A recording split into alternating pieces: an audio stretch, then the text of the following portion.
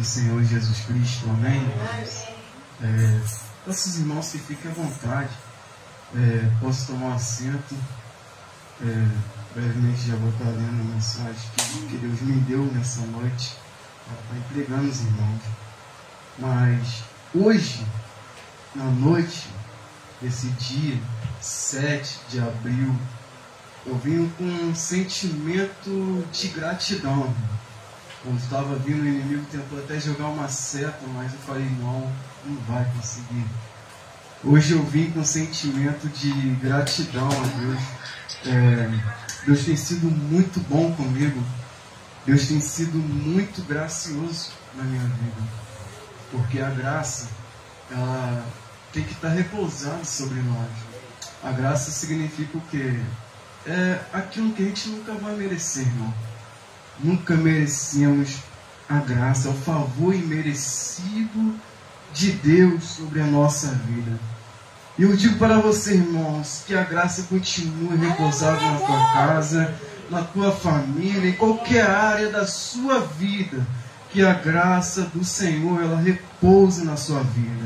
Você nunca vai deixar de merecer essa graça, porque ela está na sua vida porque você não merece, mas ela está na sua vida. Então dê glória, dê graça sempre, porque a graça de Deus, ela repouse sobre a sua vida. Você nunca vai deixar de merecer, porque a graça é graça. Você não merece estar aqui nessa noite, nem pregando, nem louvando, você não merecia. Mas aprove a Deus te chamar pela graça de Deus, estar aqui nessa noite. Amém, irmãos? Hoje vim com um sentimento de muita gratidão, porque Deus me fez lembrar, pastor Santana, do começo, do princípio do nosso ministério. Foi uma coisa assim, foi uma experiência na minha vida que marcou a minha vida espiritual.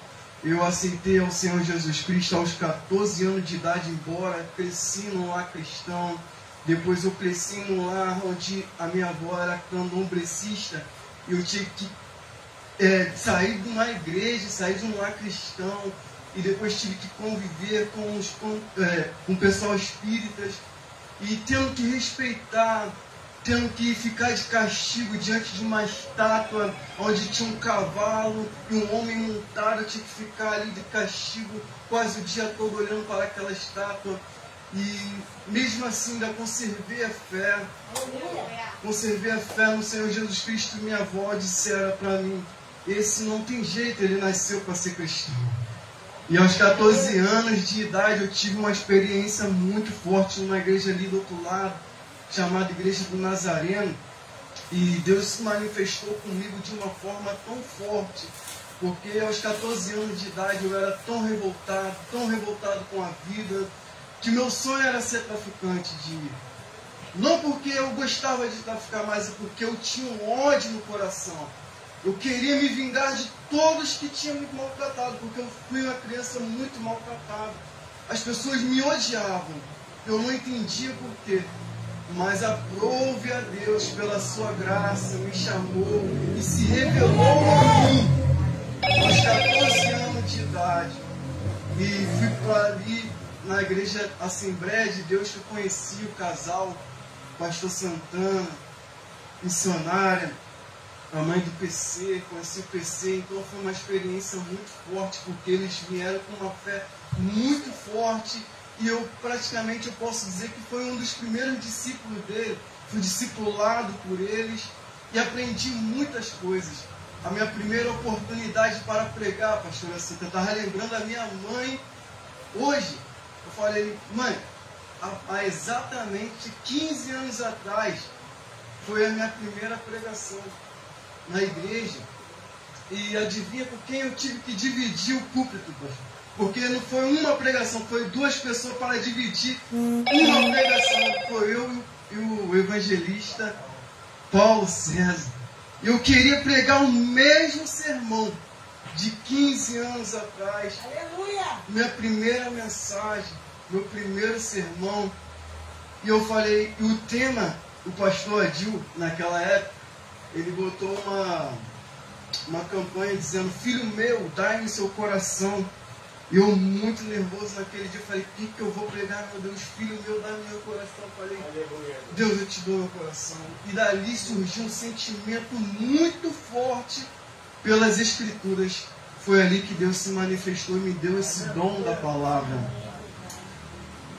E Deus me revelou através da carta aos Coríntios, o capítulo 13, que fala sobre o amor.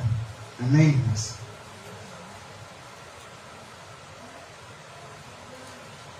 O capítulo 13 de Coríntios é muito forte. Ele fala sobre o amor de Deus. Olha a importância, irmãos. Não é a fé, não é os milagres, não é a providência, não é a ousadia de ser usado, de fazer, de acontecer, mas sim o amor. Amém? Ainda que eu falasse a língua dos homens e dos anjos e não tivesse caridade, eu me tomaria como um bronze ressoante ou um símbolo tilinante, ou um símbolo sino-pitim. Ainda que eu tivesse o dom da profecia e entendesse todos os mistérios, todo o conhecimento, ainda que eu tivesse toda a fé, de tal maneira que eu pudesse remover os montes e não tivesse a caridade, nada seria. Ainda que eu distribuísse todos os meus bens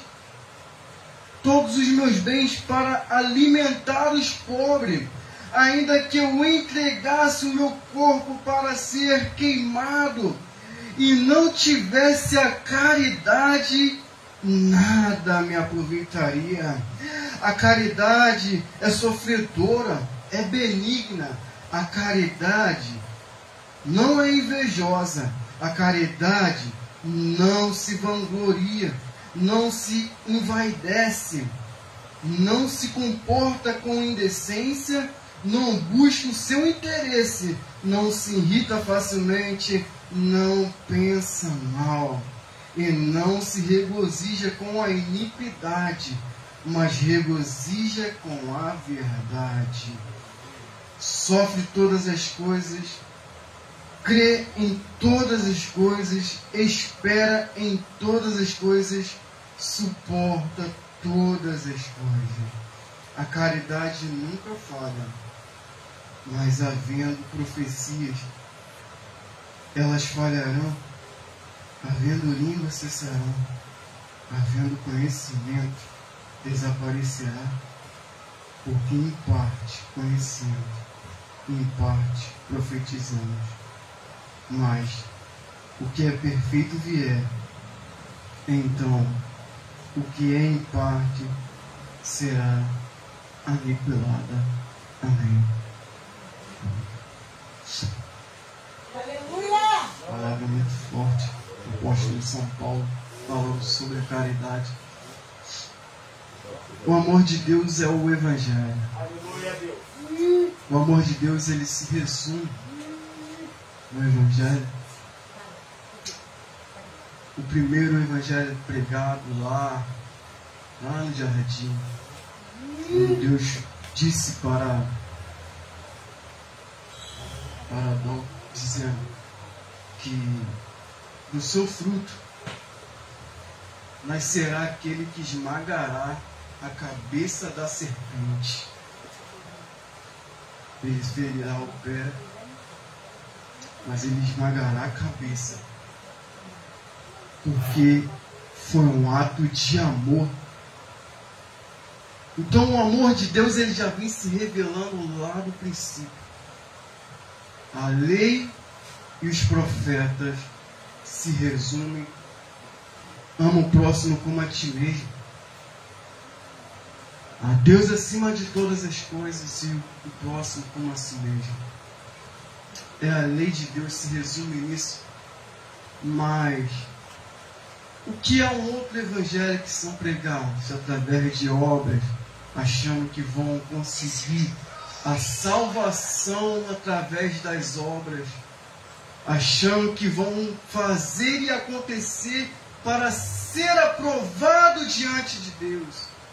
Eu quero dizer para você, irmão, que joga essa doutrina, essa teologia por terra nessa noite.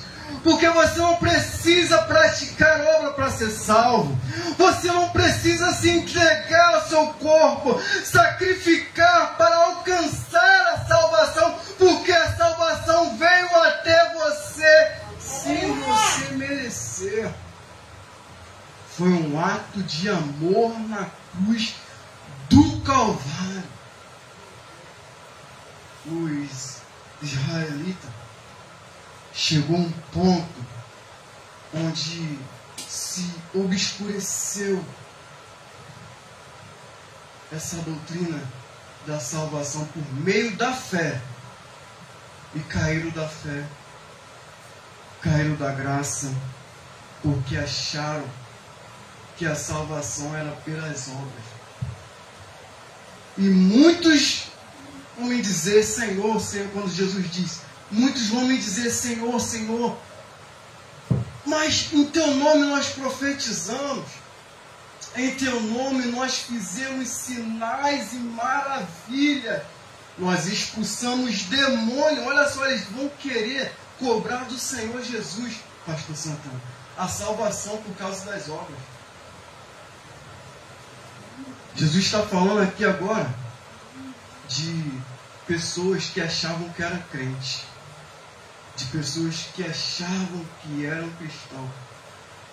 Vão cobrar do Senhor naquele grande dia, falando, Senhor, eu fui para a Tua casa, eu preguei o Evangelho, eu expulsei demônio, eu fiz tudo. Mas Jesus vai dizer, faltou o quê? O amor. Não adianta fazer, só fazer. Tem que ter o amor. Meu. Foi a minha primeira mensagem que Deus botou no meu coração. Foi a primeira mensagem que Deus falou para mim. Vou te usar.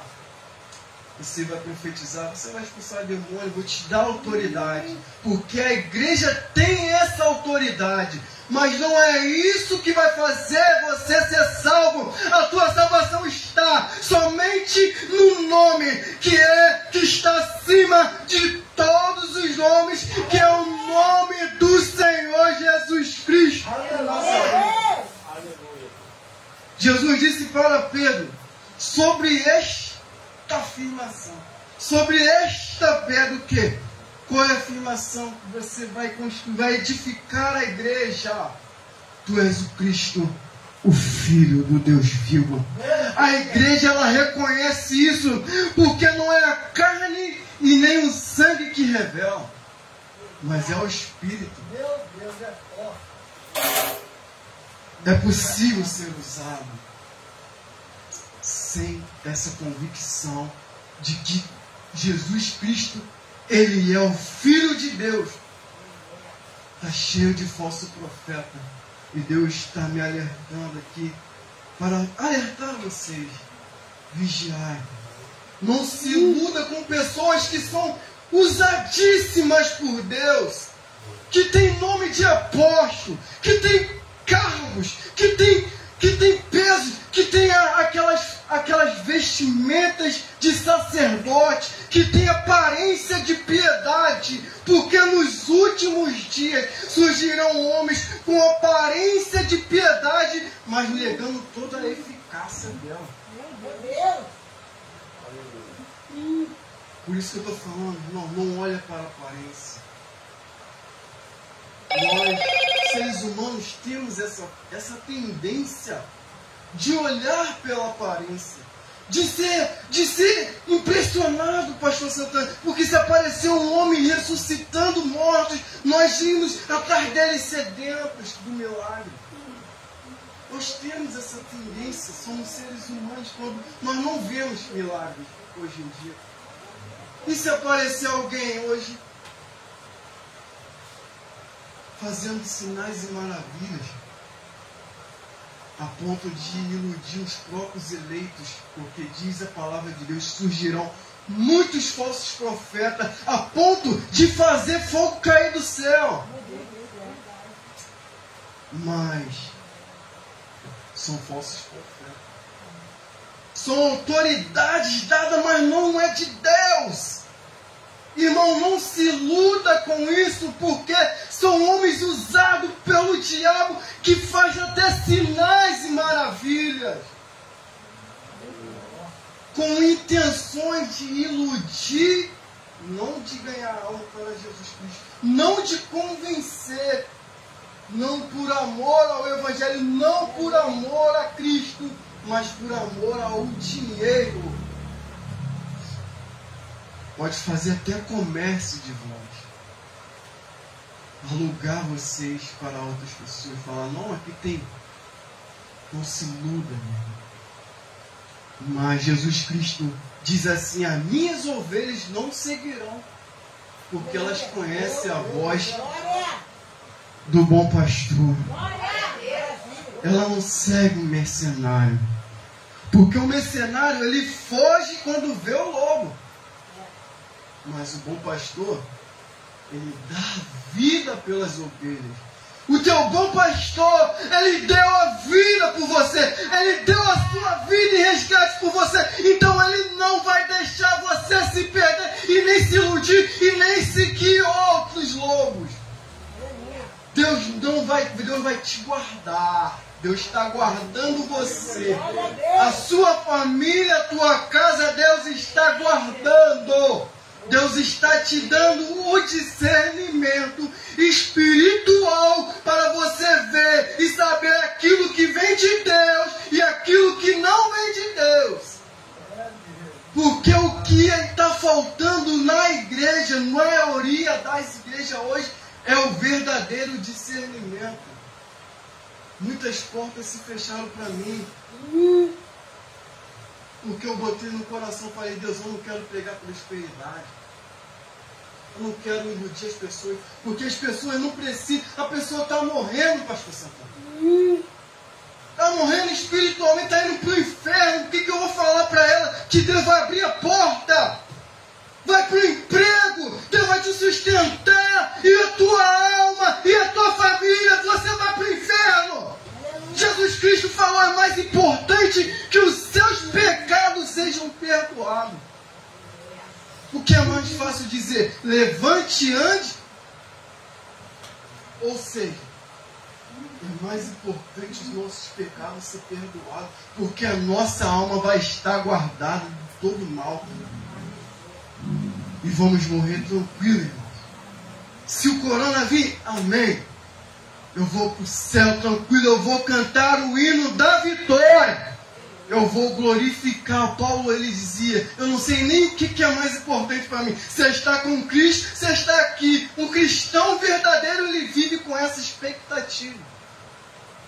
Não vive com medo, apavorado da morte, sem certeza da salvação. Você acredita que tem pessoas que estão praticamente anos e anos e anos dentro da igreja e não tem certeza da salvação, meu irmão? Que evangelho é esse que essa pessoa está escutando? Que evangelho é esse? Ela nunca escutou uma doutrina da justificação pela fé. Porque se você crê no Senhor Jesus Cristo, você está salvo, meu irmão. Bota essa certeza no teu coração. Jesus Cristo te salvou de todo o mal. Ele morreu por você. Você está salvo pela graça do Senhor Jesus Cristo. Esse é o coração do Evangelho. Se tirarmos essa doutrina, acabamos com o Evangelho. E por que não se prega mais isso nas igrejas? As pessoas estão morrendo espiritualmente, estão indo para o inferno e eles estão preocupados mais com o evangelho de prosperidade.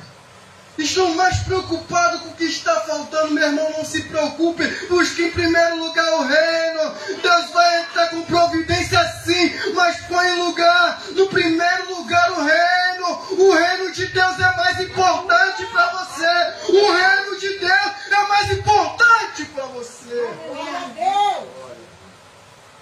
Porque o reino de Deus não é comida e nem bebida, mas é paz, justiça justiça e alegria no Espírito Santo. Glória a Deus. É possível uma pessoa estar com a casa cheia de comida, cheia de bebida, mas está faltando justiça, paz, que é fundamental, e o principal, que é a alegria no Espírito Santo. Eu vou entrar no capítulo que lemos para terminar essa mensagem. O apóstolo Paulo, ele escreve à igreja de Corinto, uma igreja que era rica. Paulo fala que eles eram tão ricos, tanto financeiramente como em dons. Eles eram pessoas dotadas de dons. A cidade de Corinto ficava era uma das capitais da Grécia.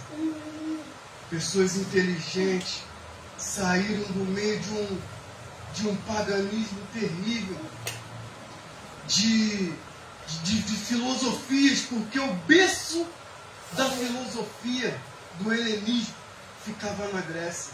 Então, os corintos saem da igreja e sai do mundo e vai para a igreja, mas eles ainda continuam com alguns costumes mundanos. Tanto que havia divisões na igreja, havia pecados terríveis, porque não havia disciplina. Existia um sentimento de facção dentro da igreja. Era uma igreja dividida ali com um grupinho de Paulo, um grupinho de Pedro e outros grupinhos de Cefas, de Apolo, porque as pessoas eram carnais dentro da igreja. Paulo falou: vocês são carnais. Aprenda uma coisa: vocês, para viver, vocês, para ser crentes, vocês têm que ser espirituais. E para amar, você tem que ter o amor de Cristo, você tem que ser espiritual. Não adianta pregações eloquentes, não adianta ser usado tremendamente, não adianta ter aquela filosofia terrível, aquela filosofia que faz os nossos olhos brilhar e falar: cara, que homem inteligente. O que eu mais vejo nas redes sociais são pessoas seguindo vãs filosofias, homens com inteligências, com persuasões terríveis, mas que não tem nada a ver com o Evangelho de Jesus Cristo. Paulo falou: eu não fui com vocês com palavras persuasivas, mas em demonstração do verdadeiro poder de Deus, que era a pregação por meio da fé de Jesus Cristo. Paulo tinha a capacidade de trazer uma mensagem tão eloquente, tão tremenda, mas ele focou apenas nisso.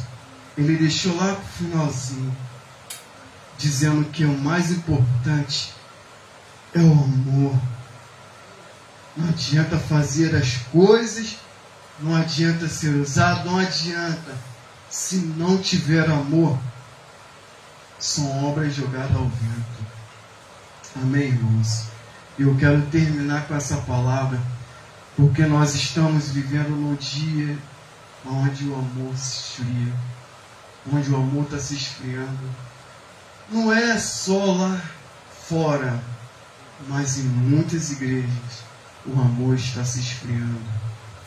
Porque Paulo diz: o amor não suspeita mal, e tá os irmãos o tempo todo suspeitando do outro, tirando do púlpito porque está suspeitando, duvidando da pessoa. Paulo fala aqui: pessoa que age assim não tem amor no seu coração. Porque o amor não suspeita mal do seu próximo, mas se alegra com a verdade. O que é a verdade? Jesus Cristo é a verdade. E aquele que está em Cristo Jesus, nenhuma condenação há, meu irmão. Para aquele que está em Cristo Jesus, não podemos julgar o nosso irmão que está em Cristo Jesus, condenar ele terrivelmente, porque ele está em Cristo Jesus. Entenda